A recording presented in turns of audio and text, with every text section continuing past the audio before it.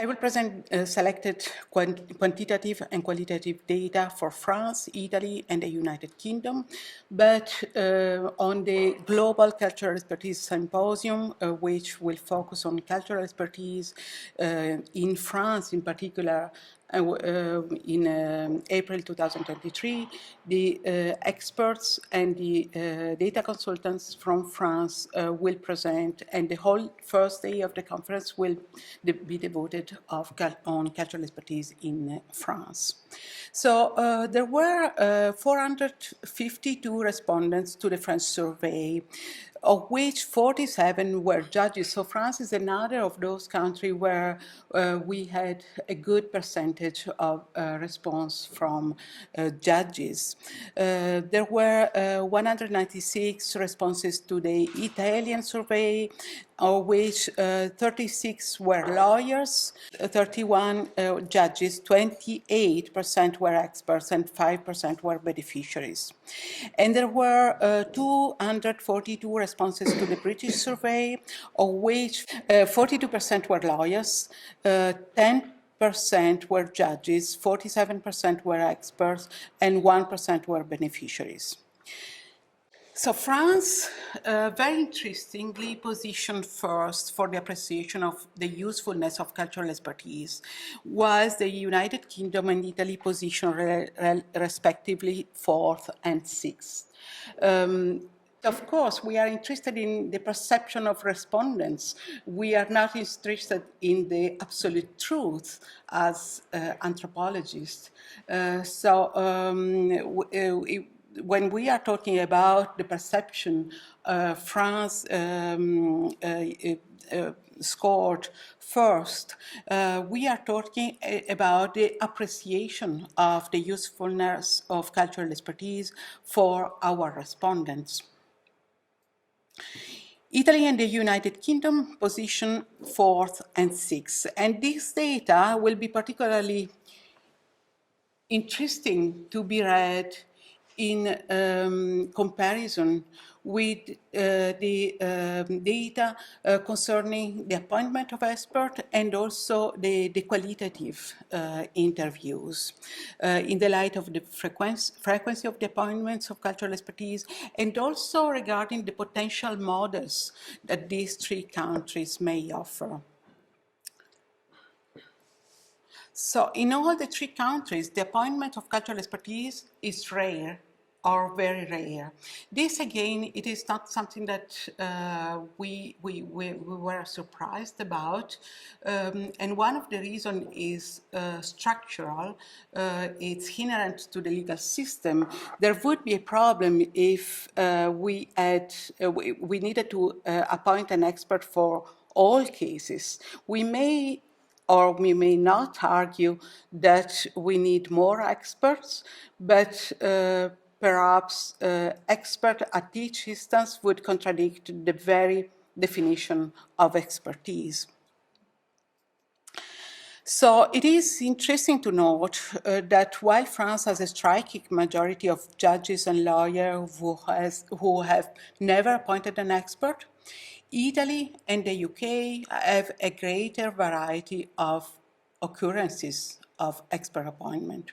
And this data should be read further in combination with the qualitative data that disclose a greater invisibility of experts in the civil law system. Both in France and in Italy, the native knowledge of the language of the litigants is a factor for identifying the experts. And when the expert is an academic, so the discipline is rather sociology.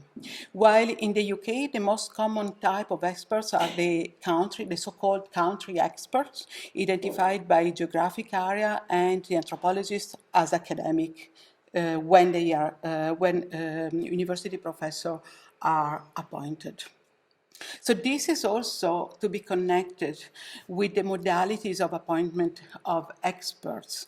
In France, and we will see more in the next slides, we have a specific type of expert appointment ex officio, in court, in office expert appointed. And in the UK, the model is more the appointment of independent experts who are expected to have first-hand experience. The most common form of remuneration of the expert in France and in the UK is the standard hourly rate, while in Italy is other, and according to the qualitative data that we have collected, is other corresponds most of the time to the payment by the association that employ or affiliate experts. And to be noted that the UK shows a high percent of experts who are providing their expertise on a voluntary basis. And on the basis of the qualitative data collection is that the reason may be that there may be a variety of reasons actually. And among those, the one that we have found as most frequent are that despite the UK is, in comparison with other countries, the country that provides for legal aid, so for a certain type of cases, also legal aid covering also expertise, it is still difficult for experts to be paid. And perhaps also the fact that the main occupation of many of these experts is university professors, and some may find difficult to combine competing source of remuneration. Another point that may also play a role is the high level of social engagement, which perhaps has been brought up more in the UK than in other countries. Similarly to the typology of experts, Italy and the UK show a greater variation of fields of law where experts are appointed. However, in the three countries, immigration and asylum, refugee law, and international human rights are the field, and then they are followed by family law and criminal law. In France, criminal law is at the third place, whilst in Italy and the UK, family law is at the third and fourth place.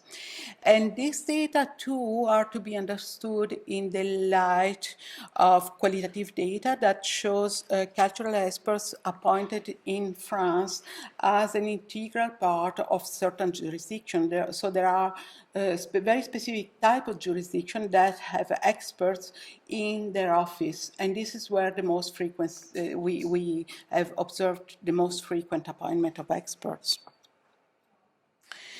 The typology of cases show we have a target typology of cases in France, which corresponds also to the type of experts appointed at the specific tribunals, while in Italy and in the UK, the typology of cases is extremely wide, with a greater frequency of cases involving also, a greater frequency of cases involving conventional consideration about culture, especially in those cases such as religious affiliation or particular fields such as witchcraft.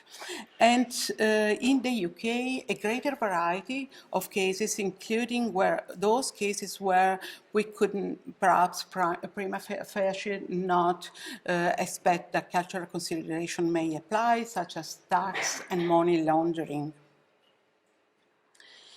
And the out-of-court sites of cultural expertise were organized along 4 categories in all countries: health, healthcare, detention, education, and variant. The most common site of cultural expertise was in court in the 3 countries. Regarding the training, there is a growing and pressing demand for the training of cultural experts, and also the members of the legal professions in the 3 countries have solicited us for providing training not only of experts, but also training for the legal profession to familiarize the practitioners with the appointment of experts. And so we have different kind of appointments. In France, there is a centralized system of experts, and it's also a centralized system of training. Mainly the training that we have provided in France are at the Judicial Academy, which is organized at a national level. In the UK, there are private, so far, and very expensive training that have existed for a decade, but they don't specifically cater for cultural experts. And even though some experts have found them useful, the majority they don't find them adequate. Private organization and sporadic mentorship have been organized in the UK on a private initiative basis, and the Royal Anthropology Institute, is currently articulating a system of training and certification for anthropologists, and EuroExpert was consulted for its development. There are 3 major sites of cultural expertise in France. First of all, the National Court of Asylum Law, competent to hear appeals against decision of the French Office for the Protection of Refugees and Stateless Persons in matters of refugee status and subsidiary protection. There are also appointments of ethnopsychologists, ethnopsychiatrists, and cultural mediator in criminal law and family law. And finally, there is a specific appointment of anthropologist acts expert in the investigation of terrorism cases. All these cases are mainly in-office experts. In Italy, whereas in France, expert appointments are mostly centralized and expert work in close collaboration with the judiciary, in Italy, the practice of using cultural expertise is rather decentralized and managed at the level of civil society initiative. The UK has, to date, the longer tradition of appointment of cultural experts in Europe, mainly country experts, and this is also linked with the future of the adversarial system. However, similar to Italy, the system of appointment is quite decentralized and dominated by the individual initiative, even though to the difference in Italy, precedent and legal practice are much more stricter and demanding for what concerns the position and the capacity of the expert, as well as the format of their expert reports.